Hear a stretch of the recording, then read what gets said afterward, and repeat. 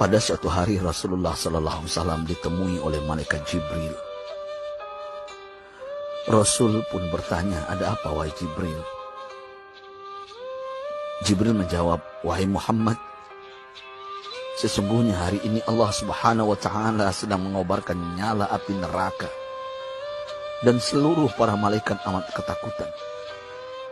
Mereka tidak tahu harus bagaimana. Untung aku ingat, kata Jibril, bahwa engkau Muhammad adalah sumber cinta dan sayang Allah Subhanahu wa Ta'ala kepada alam semesta. Dengan alasan itu aku kesini, bertabaruk mengambil berkah dengan cinta Allah kepada dirimu, ya Rasulullah, ya Muhammad. Rasulullah terdiam beberapa saat, kemudian bertanya lagi, wahai Jibril, ceritakan padaku bagaimana neraka itu sesungguhnya. Jibril menjawab, wahai Muhammad, neraka itu bagaikan lubang-lubang yang terdiri dari 7 tingkat. Jarak antara satu lubang dengan yang lain ialah perjalanan 70 tahun.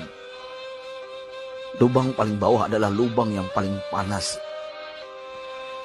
Nabi SAW meneruskan pertanyaannya, lalu siapakah penghuni lubang-lubang neraka itu, wahai Jibril? Sampaikan kepadaku, Jibril. Jibril menjawab, lubang yang paling bawah diciptakan untuk orang-orang munafik. Lubang yang berikutnya untuk penyembah berhala, lalu untuk penyembah bintang dan matahari. Jibril terus menerangkan penghuni tingkatan neraka hingga lubang yang kelima, tempat umat Yahudi, dan yang keenam dihuni oleh umat Nasrani. Setelah menjelaskan penghuni 6 tingkatan neraka, Jibril diam cukup lama. Rasulullah SAW penasaran dan bertanya kepada Jibril, wahai Jibril, siapakah penghuni neraka yang ke-7? Jibril diam saja tidak menjawab. Rasulullah SAW mengulangi pertanyaannya, tapi Jibril tetap diam. Rasulullah tambah penasaran dan mendesak Jibril agar dijawab pertanyaannya. Akhirnya Jibril pun berkata, umatmu wahai Muhammad, mereka itu para pelaku dosa besar di kalangan umatmu, yang dimana sampai mereka mati belum sempat bertaubat. Mendengar jawaban Jibril, Rasulullah langsung jatuh pingsan. Jibril merangkulnya dan meletakkan tubuh baginda di atas pangkuannya.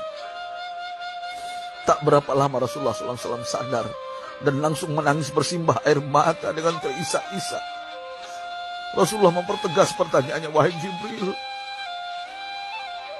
apakah benar ada di antara umatku yang masuk neraka? Jibril menjawab, benar wahai Muhammad, pelaku dosa besar di antara umatmu yang belum bertaubat.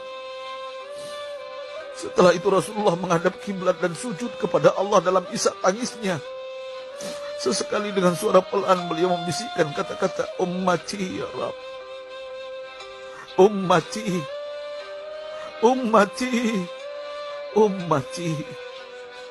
Beliau SAW tidak mengangkat kepalanya dalam keadaan seperti itu selama 3 hari 3 malam, kecuali setiap Bilal bin Rabah mengumandangkan azan, barulah beliau bangkit untuk menjadi imam, dan setelah itu kembali sujud lagi.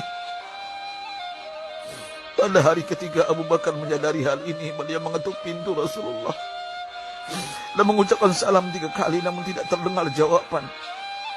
Abu Bakar sedih dan berseru di hadapan pintu Nabi besar Muhammad SAW, apakah ada jalan untuk masuk ke rumahmu ya Rasulullah?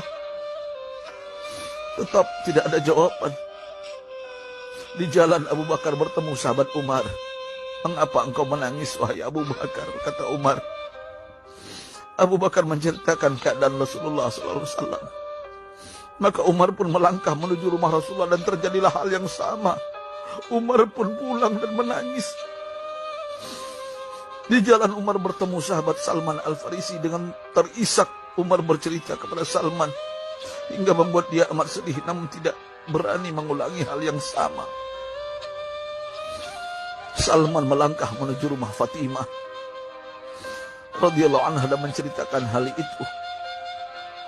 Setengah berlari Fatimah menuju rumah ayah tercinta dan mengetuk pintu sambil mengucapkan salam. Mendengar suara lembut putri tercinta, sejuklah dada Rasulullah. Beliau bangkit dari sujud dan membuka pintu. Alangkah terkejutnya Fatimah melihat Rasulullah, ayah tercinta, amat kurus dan pucat. Fatimah memeluknya lalu menangis. Wahai ayah, apa yang terjadi? Mengapa engkau amat sedih seperti ini? Rasulullah kembali menangis dan berkata dengan suara lirih, wahai Fatimah, belahan jiwaku, bagaimana mungkin aku tidak sedih sedangkan Jibril mengatakan akan ada kelak umatku yang akan masuk neraka. Subhanallah, betapa besar cinta Rasulullah kepada kita umatnya. Sahabatku, Rasulullah mencintai kita.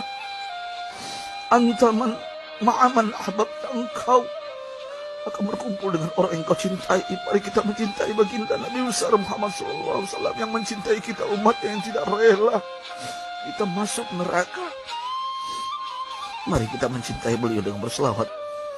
Sahabatku, sampaikan, Rasul mengajarkan kepada kita, man dalla ala khairin falau mislu ajri fa'ilin.